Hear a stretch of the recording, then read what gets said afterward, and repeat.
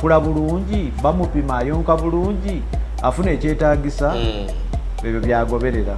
So omwami Dr. Silver akoze naffe ebbanga kati lya myaka 2 era yava mu nsi y'e Cuba ng'ayamba tusobole okugyawo amabanga gano abasawo baddugavu bannaffe tetutuula nnyo olw'okuba oba nsi yaffe odduka eno odduka eri ayagala wano saawa emusawa 2 kuyiriba.